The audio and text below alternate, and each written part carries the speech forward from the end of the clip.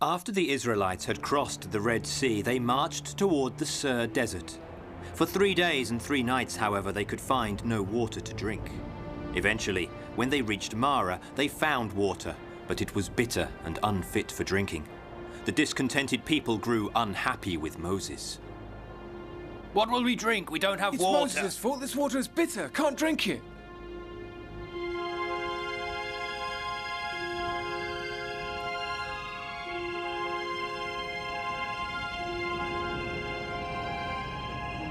Lord, give me a sign, just a sign. We don't have any water left. Moses, Moses, I am your Lord. With me by your side, you've nothing to fear. My people will stone me if I don't find water to quench their thirst, my Lord. Now I will tell you what you have to do. I will obey you, my Lord, my God. Now I'll give you a staff that you'll have to thrust into a rock and water, which will turn to fresh water. I'm your servant, my Lord. Moses went back to the Hebrews with the staff God had given him to make fresh water.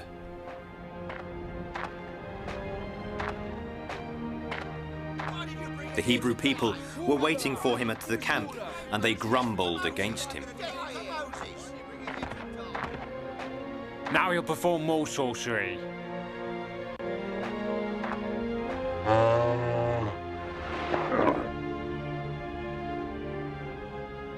But Moses trusted God's words, so he passed among them and went towards a mountain.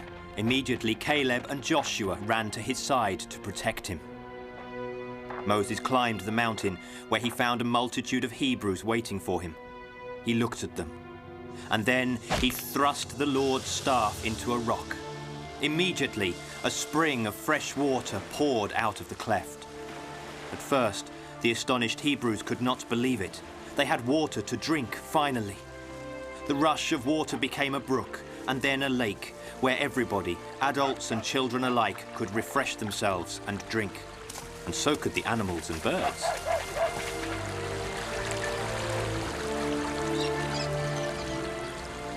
Moses looked up to heaven and thanked the Lord for the gift of water. The Hebrews gathered next to the stone where Moses stood and thanked him. Moses looked at them and he said, Today the Lord wanted to give us a great gift, and we will bless his name forever. From now on, this place will be called Massah and Meribah to honor the Lord. Did you see that, Amiel? And you didn't want to trust Moses? Maybe he already knew that water would pour from out of that rock. Maybe Moses already knew these lands. Why do you still resist Jehovah? Don't you understand that he is the one guiding Moses' steps? Jehovah protects us because we are his people. We are Jehovah's people, and you should never forget it. Always remember that.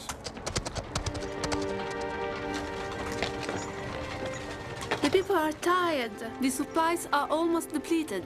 We'll make it, you'll see. Up!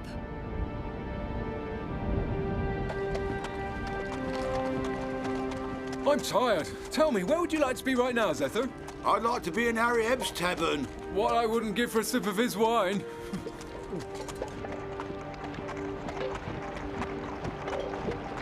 How many days till we reach the Promised Land? We still don't know, but if we resign ourselves to the Lord, he'll guide our footsteps. If we don't, we'll be lost in the wilderness. We must have faith.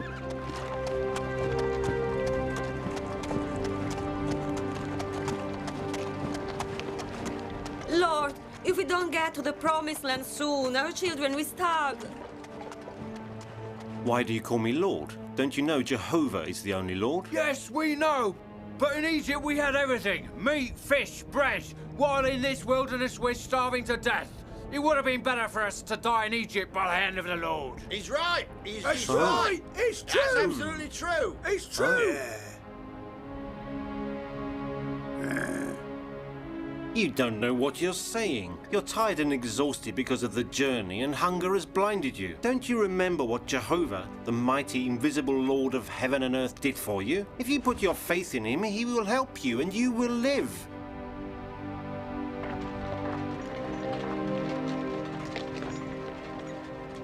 After their departure from Mara, Moses and the Hebrews' caravan arrived at the desert of Sim and camped there.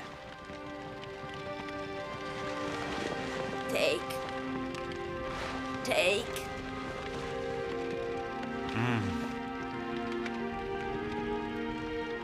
We've nothing left for tomorrow. Our fate lies in the hands of God. Let's go to sleep now. And the Hebrews fell asleep. But during the night, somebody looked after their needs. And in the morning, the Hebrews had a pleasant surprise.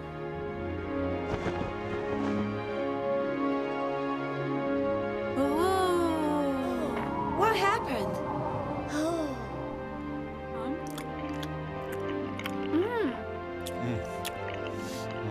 It's very sweet. The children of Israel gathered plenty of the unusual food, happy to have something to eat, finally. Take. This is a gift from Jehovah. This food he provided us with for the journey is very nourishing. Gather enough of it for each one of you. Nobody must leave anything for tomorrow. This is the Lord's command. Because he'll send more of it every day for as long as we need it. The entire community of Israelites left the desert again according to the orders of the Lord. However, somebody was spying on their movements. Huh? Let's go!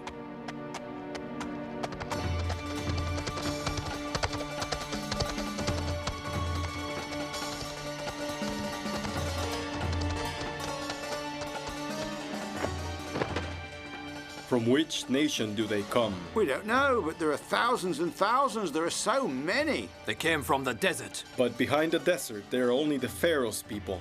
The people we saw are not Egyptians. Whoever they are, they're invading our land. What should we do with them, Amalek?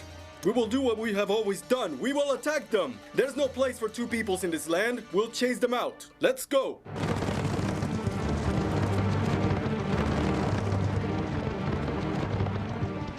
Caleb, look at those fires. Let's go and have a look.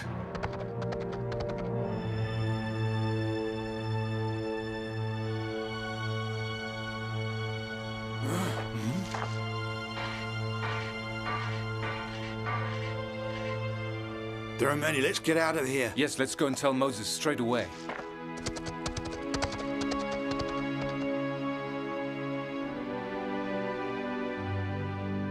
We captured them at dawn. They are explorers working for Amalek. Their army is close by.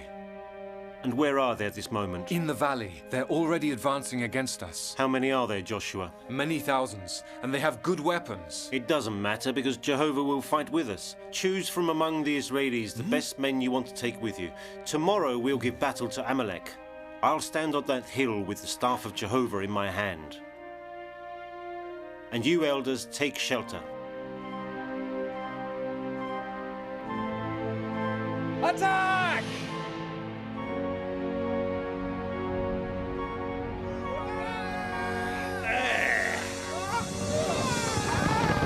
Now, the sun is in their eyes. Let's attack them. Get ready!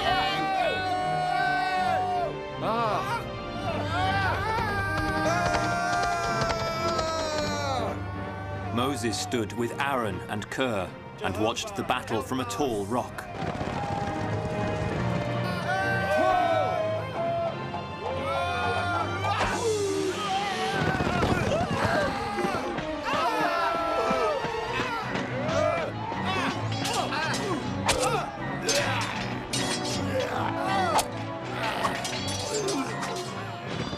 Amalek hurled himself like a fury upon the Hebrews.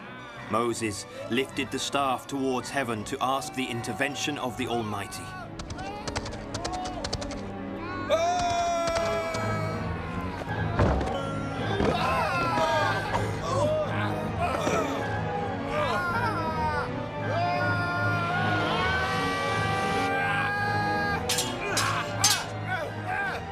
Moses' arms were tired, and he could now barely lift the staff. The Hebrews were not equipped to fight such a battle and looked doomed. It was as if the staff had turned to stone, and Moses lowered his arms.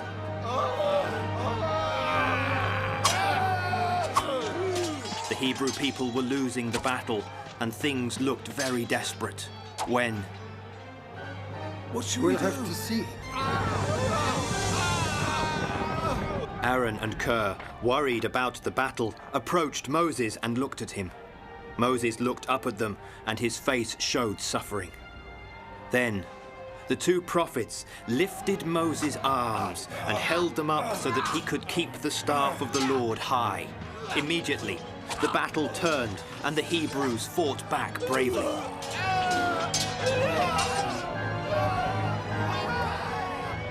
But Moses' exhaustion increased ever more. Aaron thought he should sit on a stone.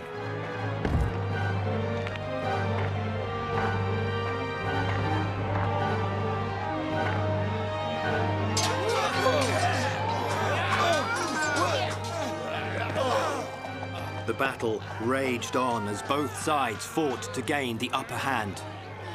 Eventually, however, Amalek was felled.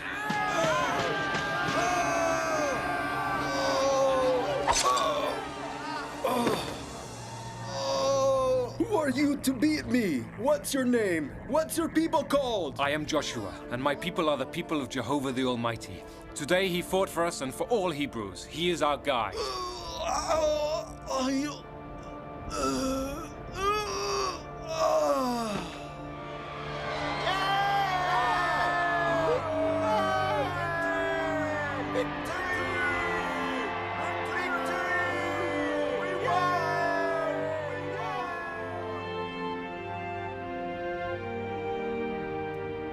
To mark the victorious battle, Moses built an altar and proclaimed, This is for the Lord, who is my flag.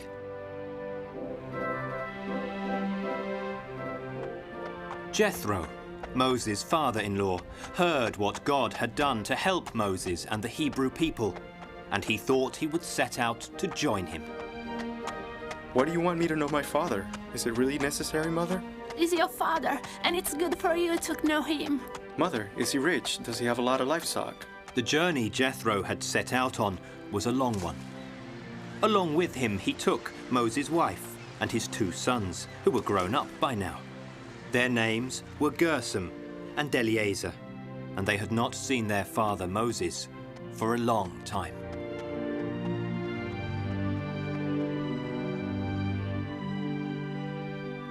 Moses and the Hebrews had stopped at the Mount of God and were camping there.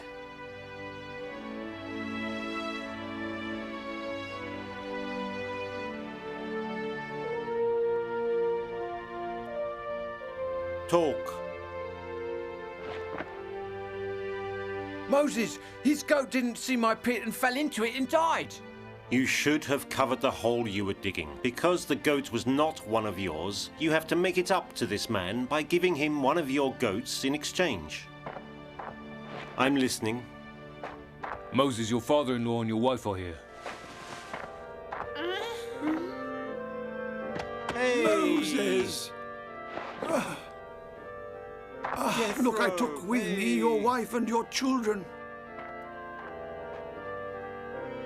Moses, my lord.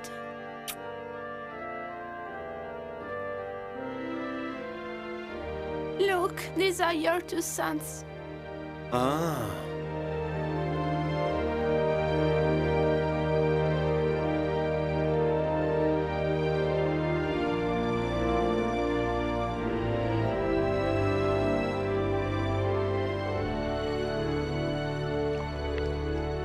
This woman trusted me with her silverware, but when I went to the well to get some water, someone went into my tent and stole them.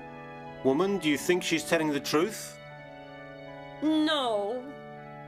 You won't have to pay because you're not responsible for what happened, but you will come close to God to swear that you told the truth.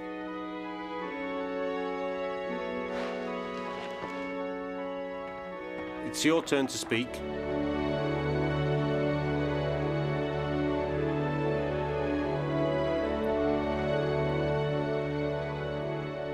Moses continued like this all day long, until late in the evening in his judge's role, trying to smooth out petty disputes amongst the Hebrew people.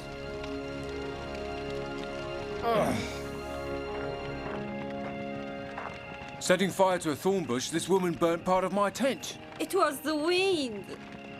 You, woman, will repay this man by helping him to mend his tent.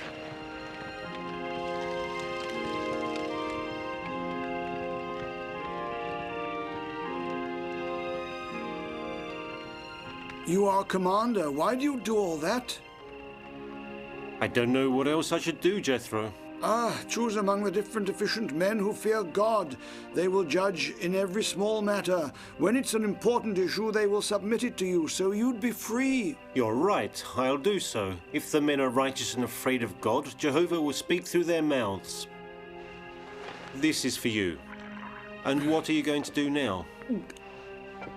I will go back to my flock. I'm destined to be in silence and together with my flock. Each of us must walk on the path which the Lord our God has chosen for him. It's God's will. Now I know what I've always been looking for. Let me tell you, Moses, when I return among my flocks in the land of Midian, I will worship your God too. The God of Abraham, Isaac, and Jacob, the omnipotent Almighty, our Lord.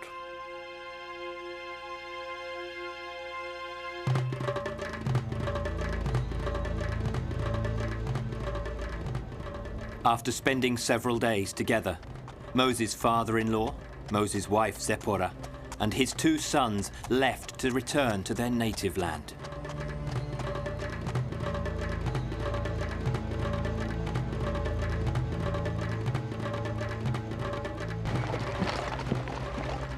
While Moses and the children of Israel continued their long trek to the Promised Land.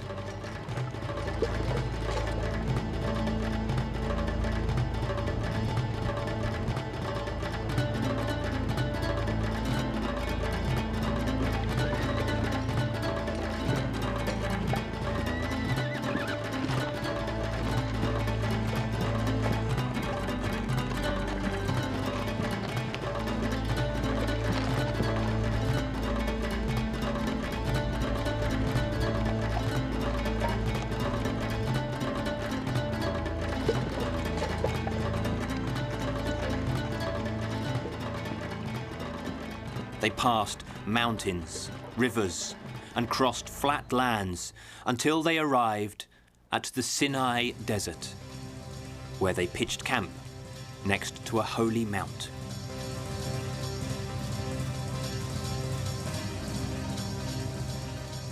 Moses started to climb the holy mount to reach its peak because he wanted to speak with God, and he wanted to be alone while speaking with him.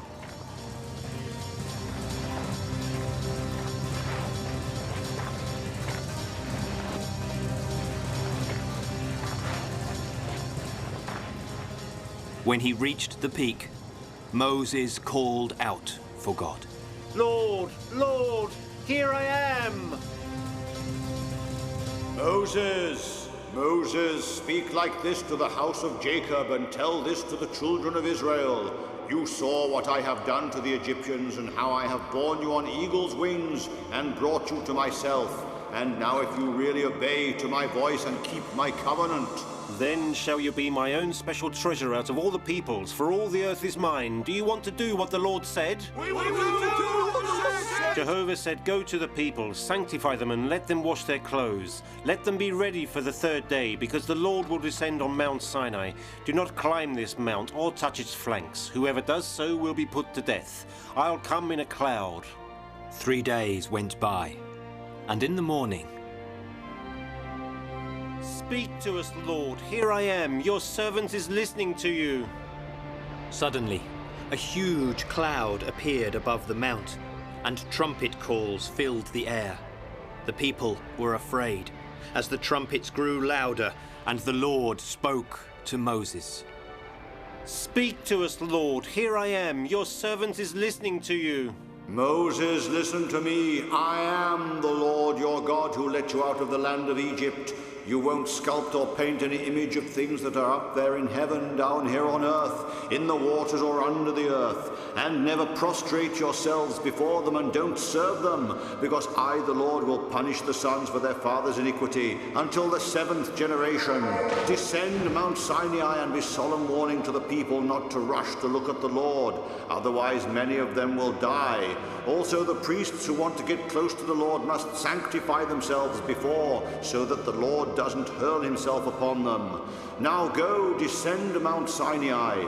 Later you'll come up with Aaron again, but remember to say to the priests and the people that they must never rush to me, your Lord, so that he doesn't fling on them. Moses, you'll tell the people what I said. Then Moses went back to the camp where the people were waiting for him.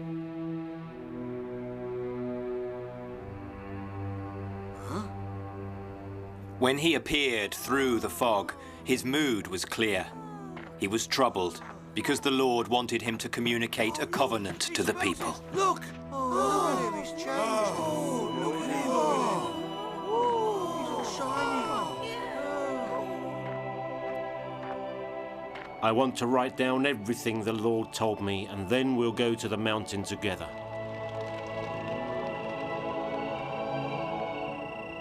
That very evening, Moses wrote down the words spoken by Jehovah, and after his work was done, he fell asleep. He rose early in the morning, and with the help of his people, he built a huge altar at the foot of the mountain, and also 12 rods, one for each tribe of Israel. Then he offered to the Lord all the sacrifices that the people had made.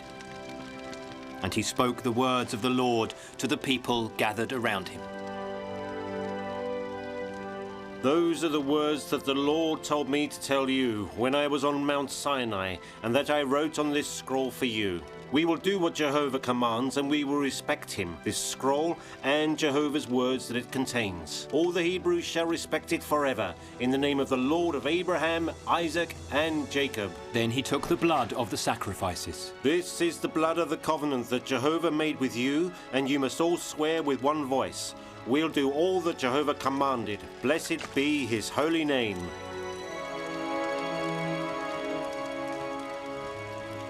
And the people repeated as one voice. We'll do all that Jehovah commanded. Blessed be his holy name. We'll do all that Jehovah